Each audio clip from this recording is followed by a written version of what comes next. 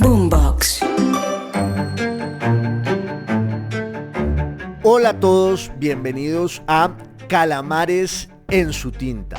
Este espacio, como ustedes ya saben, para que hablemos un poco de historia y de historias, de libros, del pasado, de personajes raros y curiosos. Y el de esta salida, yo creo que sin duda lo es. Muchos de ustedes lo conocerán ya o la conocerán ya, otros no tanto, pero se trata de una de las figuras emblemáticas y más célebres y enigmáticas del siglo XVIII europeo. El famoso siglo de las luces, el siglo de la Ilustración,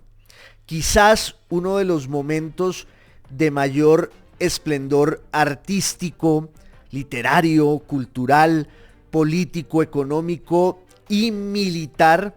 de la historia de Occidente y de eso que llamamos la modernidad, tan mentada aquí en este espacio. De hecho, la modernidad se decanta en el siglo XVIII. Ahí como que se definen para siempre sus rasgos esenciales. Ese siglo está marcado también por toda clase de tensiones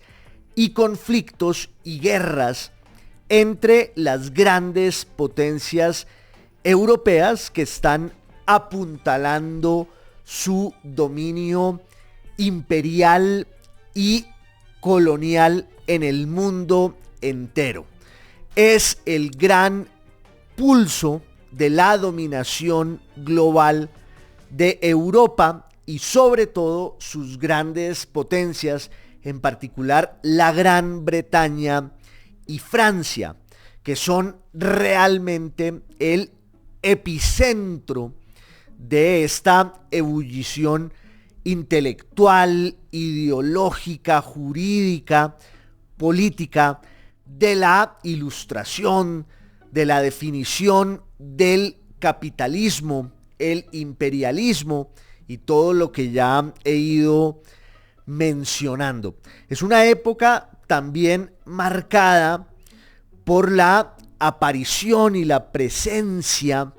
de unos personajes longevos y excepcionales. Uno podría hacer, si quisiera, una gran novela solo convocando a los grandes personajes del siglo XVIII en toda Europa, en Francia, en Inglaterra, en Alemania, en España, en Italia, en la propia Rusia.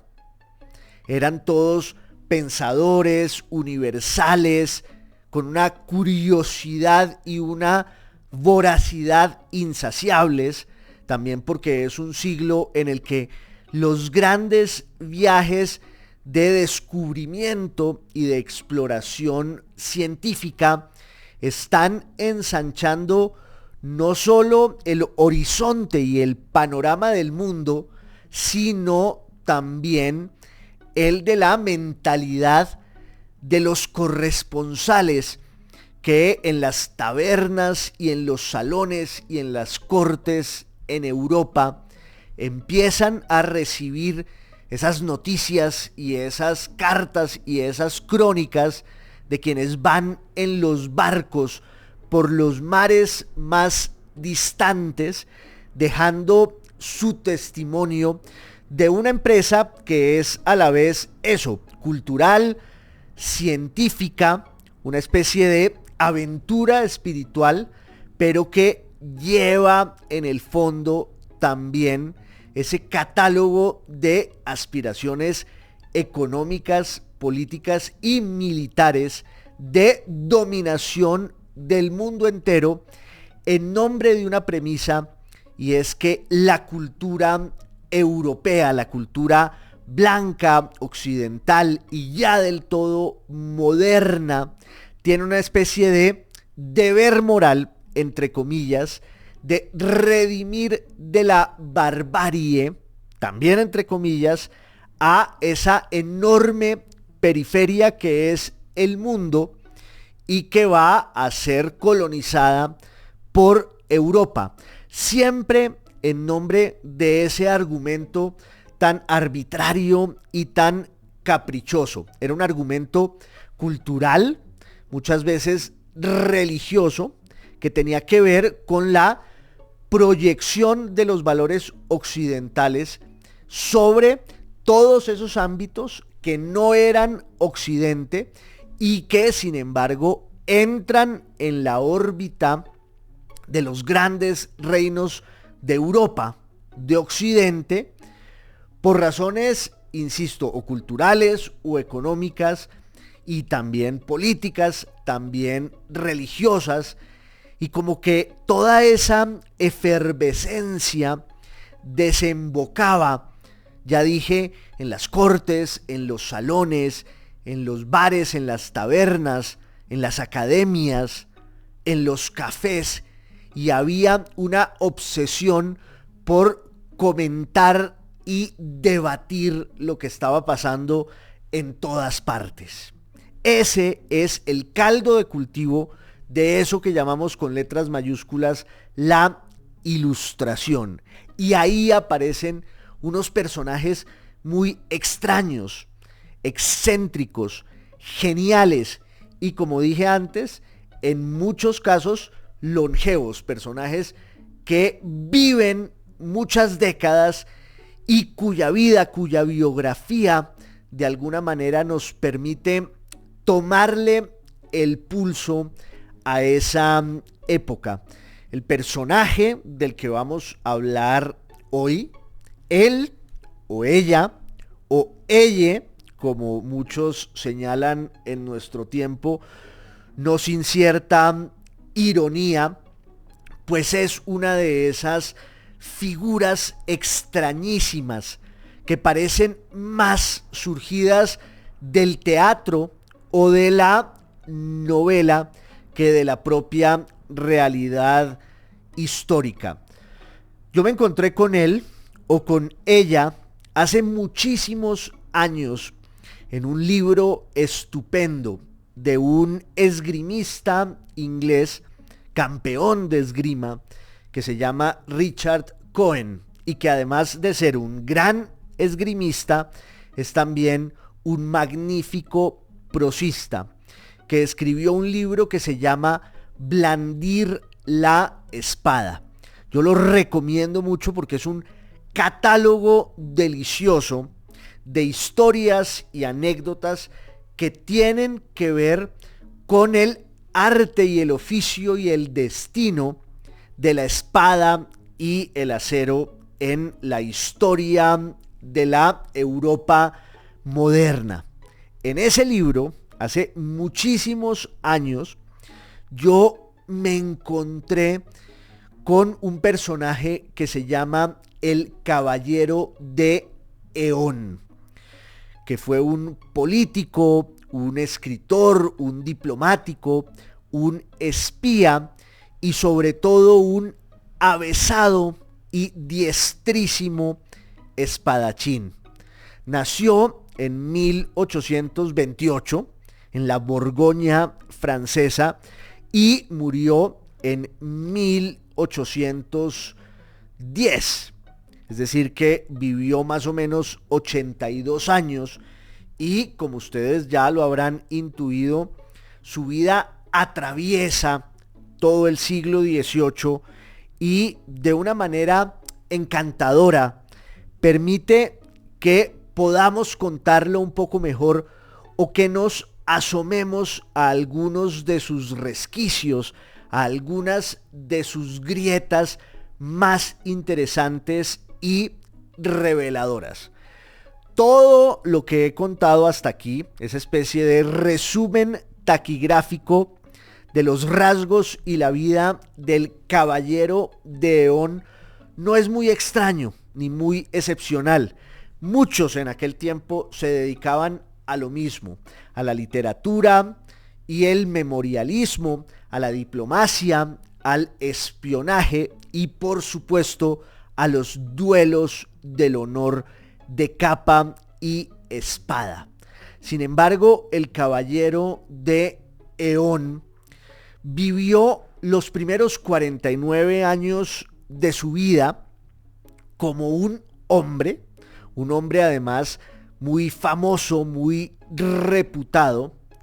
y luego los otros 33 años de su vida los vivió como una mujer, como una gran dama. Ese fue el misterio que cubrió su vida casi desde el principio. No había mucha certeza con respecto a su identidad, con respecto a su género, con respecto a su sexo, y él mismo o ella se sirvió de esa ambigüedad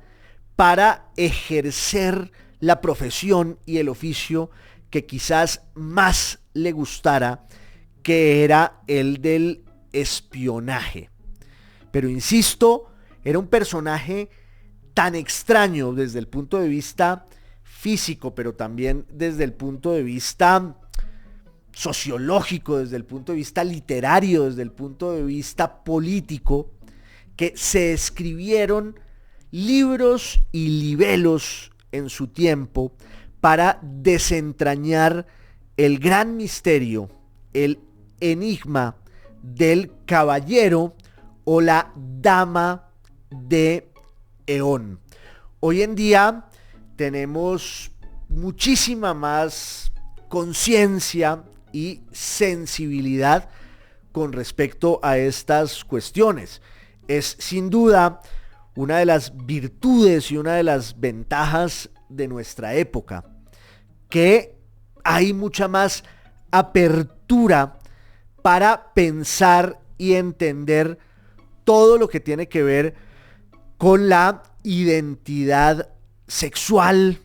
con la diversidad y con todas las expresiones de la sexualidad de los individuos. Pero claro, en el siglo XVIII ese era un tema todavía tabú, marcado por toda clase de prejuicios religiosos, sociales y hasta científicos. De hecho, el caballero de Eón con el tiempo se ha vuelto una especie de nombre señero de la causa trans, porque de alguna manera fue uno de los precursores de esa causa. En el siglo XIX incluso se hablaba del eonismo, en una invocación y en una especie de homenaje a su nombre, para designar lo que después se llamaría también el travestismo, pero insisto, en un tiempo en el que ese hecho se veía casi siempre desde los prejuicios sociales, políticos y sobre todo religiosos. Pero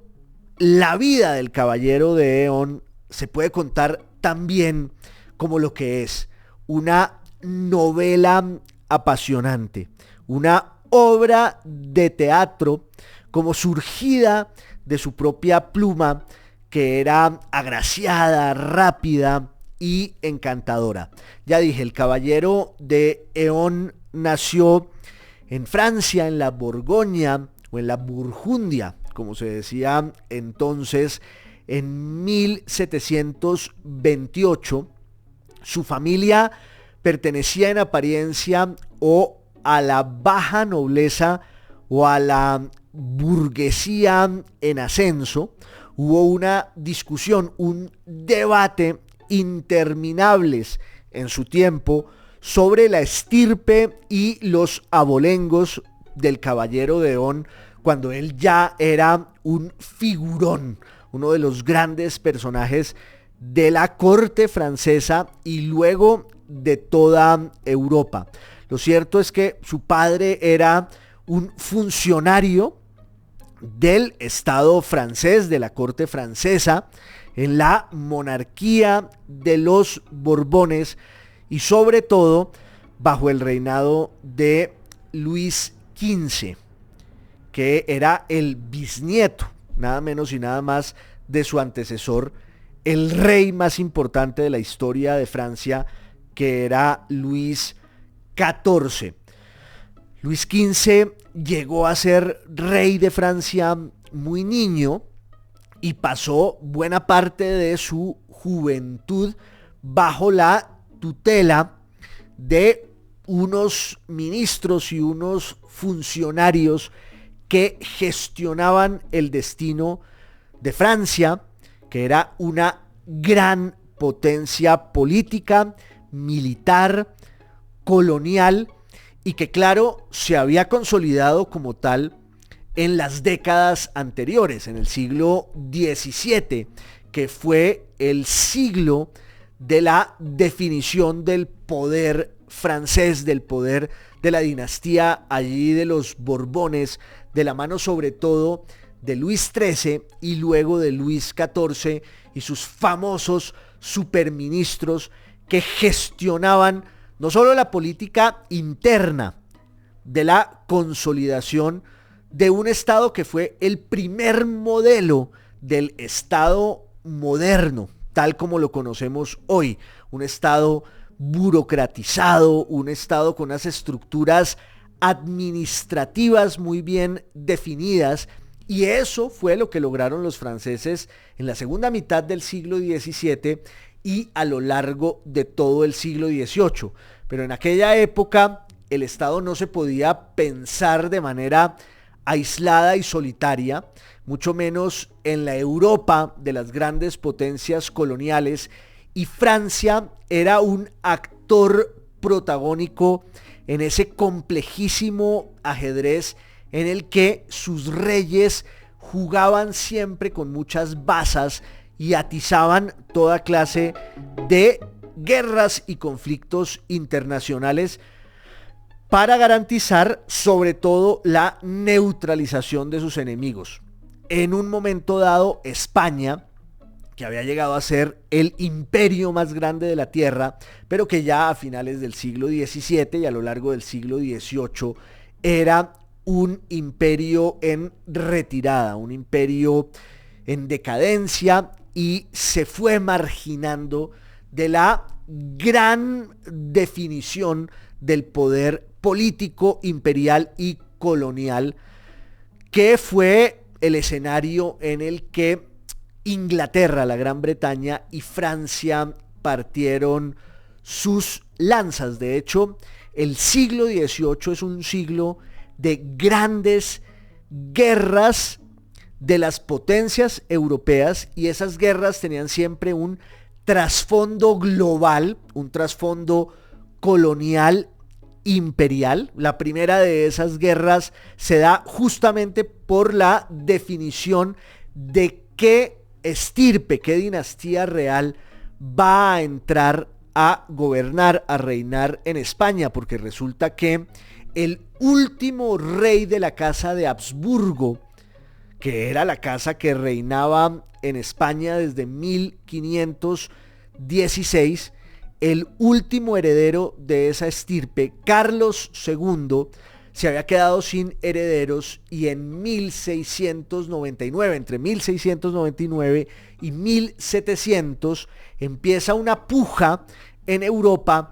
entre los Borbones de Francia y los Habsburgo de Austria por ver quién se queda con la corona española. Ese pulso va a durar 15 años con una guerra terrible, una guerra internacional en la que van a intervenir muchas potencias, por supuesto la Gran Bretaña, por supuesto Francia, por supuesto Austria, y de manera un poco tangencial Prusia y la propia Rusia. Al final ahí se da un arreglo diplomático en el que los franceses entran desde 1700 y entre 1700 y 1715 a reinar en España, que es cuando llega la dinastía de los Borbones allí hasta nuestros días. Fíjense ustedes que el rey de España hoy pues es un heredero de todo ese proceso en el que una dinastía francesa se asentó en España. Pero había otros conflictos también. Por ejemplo, hubo un conflicto entre España y la Gran Bretaña en los años 30 del siglo XVIII, que se llama el conflicto de la oreja de Jenkins, que tiene que ver un poco con la disputa por el comercio ultramarino, que era en realidad la prioridad del gobierno de la Gran Bretaña, que había ido depredando y colonizando todas las rutas comerciales y marítimas que antes dominaba y monopolizaba España. Y en 1740 y hasta 1748 hubo una guerra que también involucró a todas estas potencias, y uso ahí el verbo involucrar, yo creo que en el sentido exacto, porque fue comprometerlas para algo terrible, para algo negativo. Hubo entre 1740 y 1748 una guerra entre Prusia y Austria. Ya Prusia había surgido como un gran poder dentro de eso que hoy llamamos Alemania, y quedaban sentadas las bases de una enemistad que iba a proyectarse en los tiempos por venir hasta la Primera Guerra Mundial. Esa fragmentación de la identidad germánica, de la identidad lingüística alemana, entre el mundo prusiano, protestante, y el mundo austriaco, católico. Entonces hubo una disputa entre Federico de Hohenzollern, Federico II, Federico el Grande, y María Teresa de Austria por la Silesia. Era un momento, repito, de muchas tensiones, de muchas confrontaciones, y así como en los campos de batalla los ejércitos partían sus lanzas, pues también en los entresijos de la diplomacia, de las cancillerías, de los salones, los gobiernos tenían a sus agentes, sus plenipotenciarios, sus embajadores, y había también un tupido entramado de espías y agentes dobles que estaban al servicio, por lo general, al servicio secreto de las monarquías. El gran conflicto del siglo XVIII va a ser la llamada Guerra de los 7 años, entre 1756 y 1763. Muchos han llamado a esa guerra la Primera Guerra Mundial, por lo que significó como un pulso de poder en Europa y entre las potencias europeas, pero también por lo que significó la proyección global de ese conflicto europeo en América, en India, en todas partes. En esa guerra se enfrentan fundamentalmente la Gran Bretaña contra Francia. Yo creo que hablamos de esa guerra un poco aquí en Calamares en su tinta, cuando me referí a unas cartas francesas que habían reaparecido hace poco y que se enviaron en el curso de la Guerra de los 7 años. Es una guerra definitoria por sus consecuencias, de las que ya vamos a hablar un poco, pero claro, además de ese enfrentamiento entre la Gran Bretaña y Francia, hay todo un rompecabezas de alianzas continentales que Francia e Inglaterra tejen y manipulan para favorecer sus intereses. Por ejemplo, Francia se había aliado con Austria y también con Rusia, la Rusia imperial de los Romanov, en ese momento en cabeza de la zarina Isabel, que era descendiente de Pedro el Grande, y que obviamente los rusos y los austriacos estaban muy interesados en frenar el poderío y la expansión de la Prusia de los Hohenzollern de Federico II el Grande, que se había aliado en la década de los 50 del siglo XVIII con la Gran Bretaña, con Inglaterra.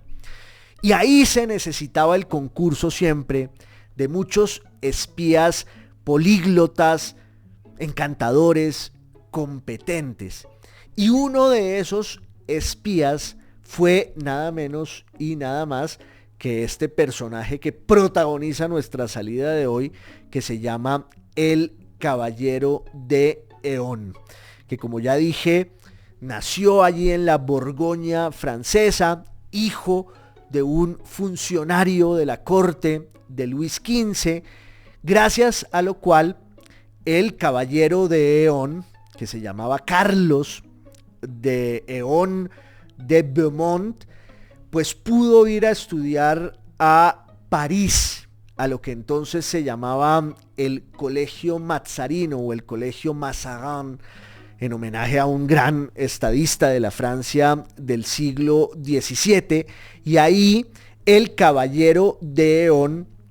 estudió Derecho Civil, estudió Derecho Canónico y pues sobresalió por su talento intelectual, por su elocuencia. Escribió muy joven un par de libros de análisis político y económico que le valieron una cierta fama en el ámbito cortesano, que fue la razón por la cual un primo del rey Luis XV, el príncipe de Conti, se fijó en él o en ella y lo vinculó al ámbito de la corte. Y digo que en él o en ella porque su identidad, la sexualidad y el género del caballero o la dama de Eón era algo muy ambiguo y equívoco. Sus rasgos físicos compartían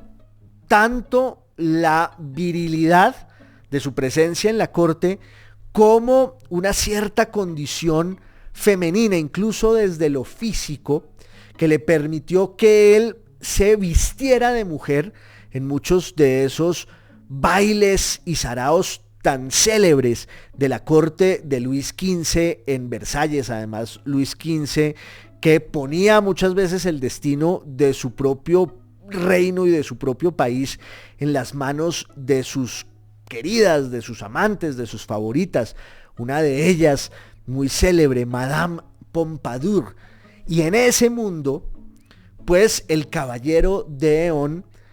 se hizo célebre porque algunas veces bajaba en la noche vestido como una gran dama,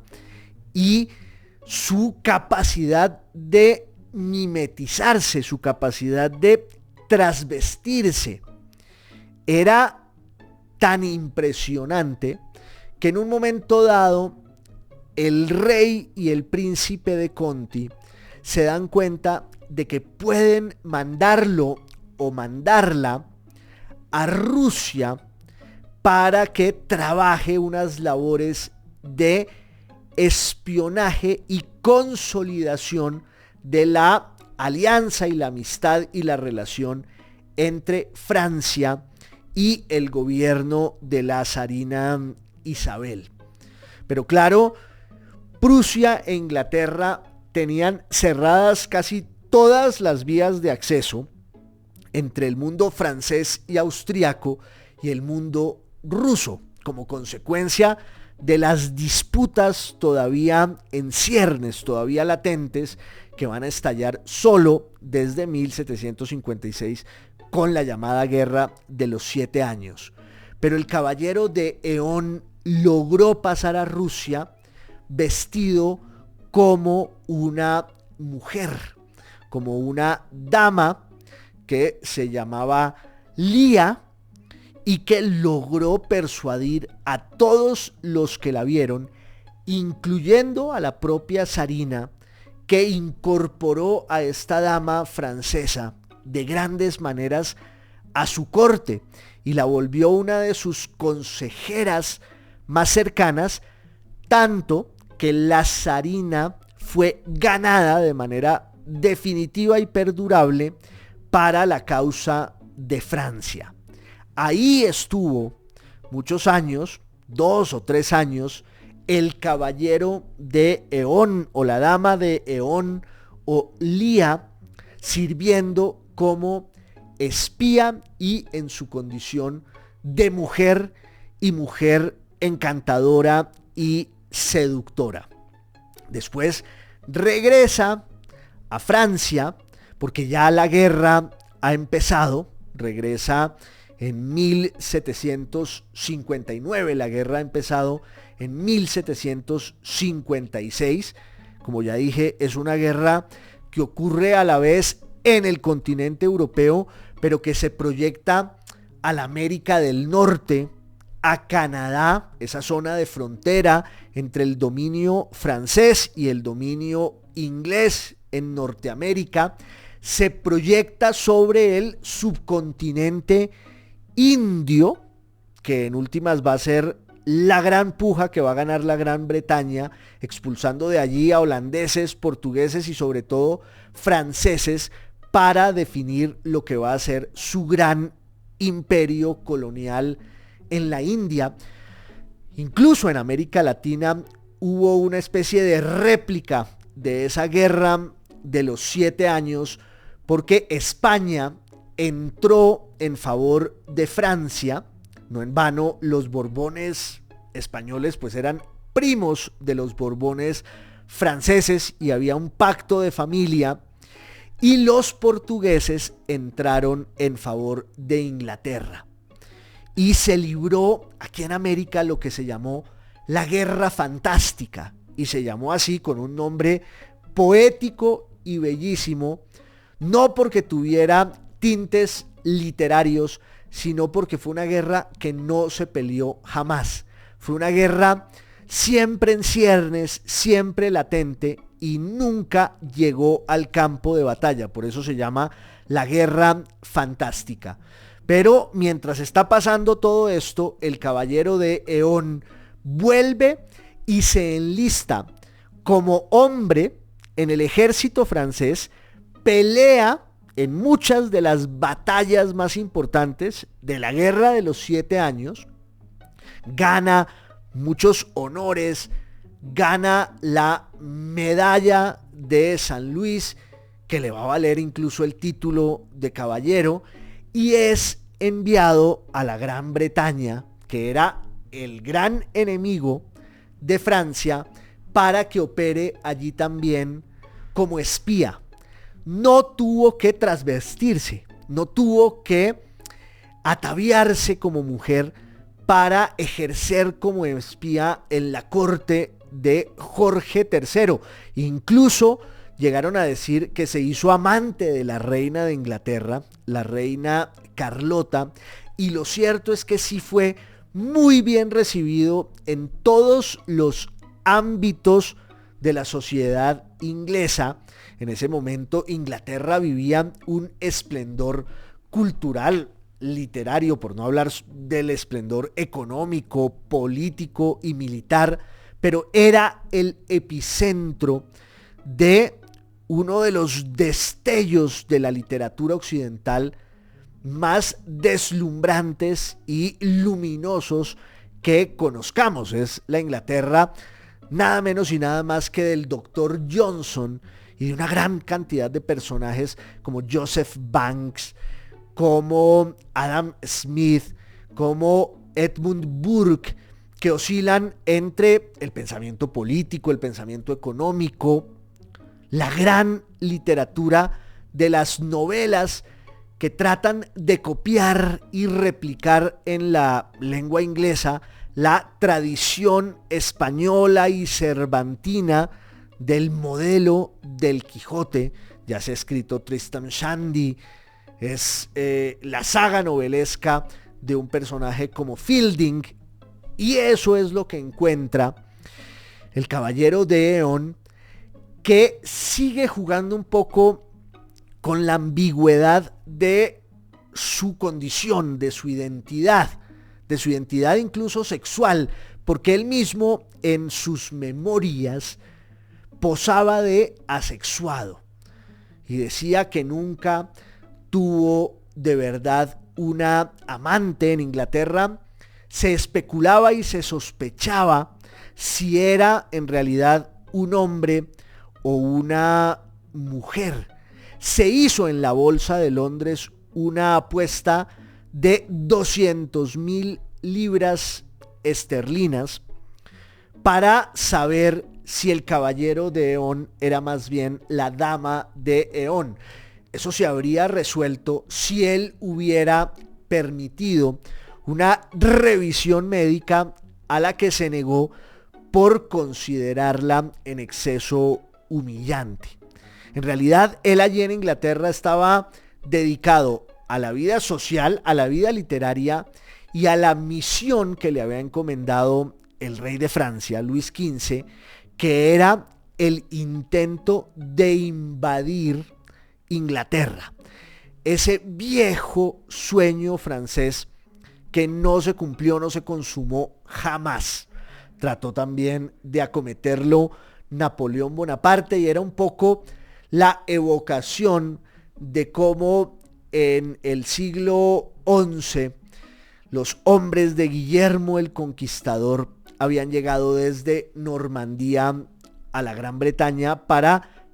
conquistarla y transformarla para siempre. Esa era la misión del caballero de Eón allí, mientras él jugaba con la ambigüedad de su identidad sexual y atizaba todas las suspicacias y todos los rumores hasta que un nuevo embajador francés pues obviamente sintió el peligro de que hubiera una especie de embajada alterna de la mano de un espía ya muy reconocido, y el caballero de Eón cayó en desgracia por cuenta de las intrigas, las envidias y ese juego perverso siempre de la diplomacia en el peor sentido de la palabra, esa tela de araña que sus operadores van concibiendo para labrar allí la desgracia y la caída de sus enemigos. El pobre caballero de Eón vivía un poco de la caridad de un sueldo y una pensión que tenía del gobierno francés, que le fue retirado. Luego el gobierno inglés, para mantenerlo allí en Londres, le dio una pensión muy modesta, y él amenazó al gobierno de su país, al gobierno de Francia, con revelar los pormenores de ese proyecto fallido de conquistar Inglaterra. Y obviamente la corona francesa entró en pánico. Mandaron a un grandísimo dramaturgo de aquel tiempo a que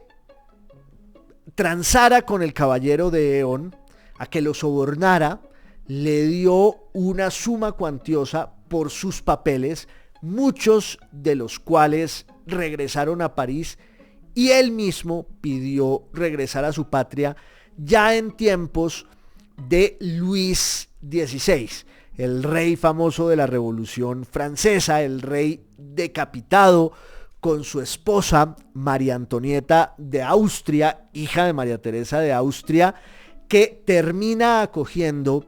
al caballero de Eón,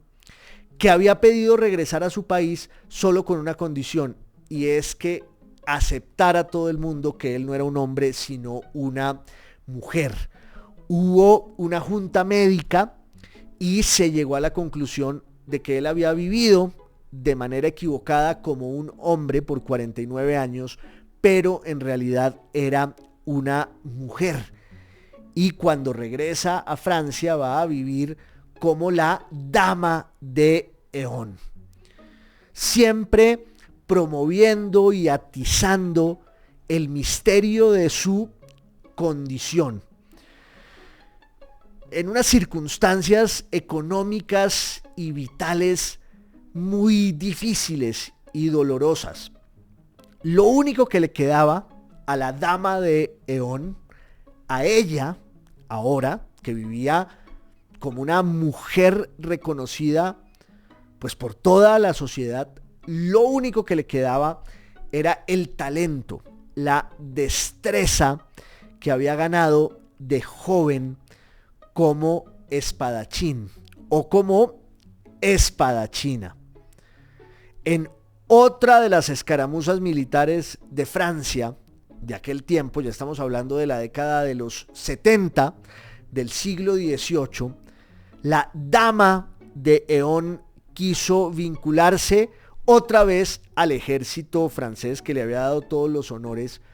pero la corona se lo impidió con el argumento de que ella era una mujer y no un hombre. Quiero hacer aquí un paréntesis porque la guerra de los 7 años fue definitiva para las dos grandes revoluciones que van a marcar y de alguna manera cerrar el siglo XVIII. Inglaterra y Francia sufrieron tanto los estragos económicos de esa guerra global que empieza en 1756 y llega hasta 1763-64. Los estragos de esa guerra para las dos potencias son tales que en el caso de Inglaterra viene una nueva política impositiva frente a las colonias, y eso es lo que va a desatar la independencia de lo que hoy llamamos los Estados Unidos, la gran revolución de independencia de las colonias americanas en Norteamérica. Y en el caso de Francia, la reestructuración de las finanzas públicas a causa de la guerra es también una labor tan rigurosa y tan dura que eso va a desatar la furia de la burguesía y va a desembocar en la Revolución Francesa. Pero lo interesante es que la dama o la damisela de Eón, ya que no puede entrar al ejército francés y recobrar sus honores, vuelve a vivir en Inglaterra con una pensión modesta de la monarquía inglesa, pero sobre todo lucrándose de su misterio, de su enigma y de su fama con la espada y el acero. Se volvió como un número de circo e iba por toda Inglaterra desafiando en duelo a los grandes espadachines de aquel tiempo, y ella, vestida como mujer, los doblegaba y los derrotaba siempre. También la espada, la esgrima, los duelos constituyen un símbolo de esa sociedad cortesana que está haciendo el tránsito hacia el aburguesamiento. De eso hablaba un extraordinario autor y sociólogo austriaco, Norbert Elias, cuando hizo una reflexión sin igual sobre los hábitos y las prácticas de la sociedad cortesana y el simbolismo de la espada como una última evocación de los tiempos que se estaban muriendo, como si el honor del pasado residiera allí en ese objeto que manipulaban con destreza los últimos representantes de ese mundo en el cual la damisela de Eón en la Inglaterra de finales del siglo XVIII pues vivía y malvivía, como ya dije, siempre jugando a ser un número de feria en el que su talento se acompasaba con el misterio de su identidad para que todos fueran a verla, todos querían escribir sobre ella, se hicieron ensayos, se hicieron artículos de prensa. Hay un duelo famoso en el que ella derrota a un espadachín criollo que era quizás el mayor héroe de la espada en aquel tiempo, y ella lo derrota, y en esa justa, en ese duelo, estaba Edmund Burke, el gran analista con los ojos de un británico de la Revolución Francesa, que escribió las reflexiones sobre la Revolución Francesa. Al final, claro, la edad y el tiempo fueron pasándole una minuciosa cuenta de cobro al caballero o a la dama o a la damisela de Eón. Se fue haciendo viejo, se fue haciendo vieja, y empezaron los quebrantos y los achaques de su salud. Al final quedó postrada en una cama. Vivió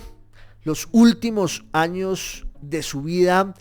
al recaudo de una viuda francesa asentada hacía mucho en la Gran Bretaña, Mrs. Cole, que la acogió como una compañera de viaje, como una dama de compañía, y en 1810, a los 82 años, solidarizada primero con la Revolución Francesa, luego incluso con lo que estaba pasando con Napoleón en Francia, la damisela de Eón murió en Inglaterra, murió en Londres. Y cuando se le hizo el lavado mortuorio, Mrs. Cole descubrió aterrada que no era una mujer, sino que era un hombre, y que tenía todos los atributos físicos de la masculinidad. Volvió a haber una junta médica en la que se dictaminó ya de manera absoluta e irremisible que la damisela de Eón era en realidad lo que fue los primeros 49 años de su vida, el caballero de Eón. Por eso se hablaría en el siglo XIX, ya dije, del eonismo, para hacerle una especie de homenaje a este y a esta precursor y precursora de pues esa identidad en torno al sexo y en torno al género absolutamente libertaria, arbitraria, caprichosa, que en su caso le sirvió para el oficio del espionaje, del cual vivió casi toda su vida, y que le sirvió también para alimentar un mito, el mito de su propio misterio, que todavía hoy nos maravilla, nos fascina. El caballero o la damisela de Eón ha aparecido en novelas, en películas. Yo creo que falta una gran obra literaria que le haga justicia a una vida que, ya dije, le pertenece más a la novela que a la historia. Yo me encontré con él o con ella hace muchos años en el libro de Richard Cohen que se llama Blandir la espada. Y hace unos días, en una lectura, volví a cruzarme con el caballero o la damisela de Eón y quería que nos acompañara en esta salida de Calamares en su tinta, que ustedes saben que es podcast, es video podcast y es también, por supuesto, radio. Y aquí los espero para la próxima salida. Un abrazo a todos y muchas gracias por su compañía. Boombox.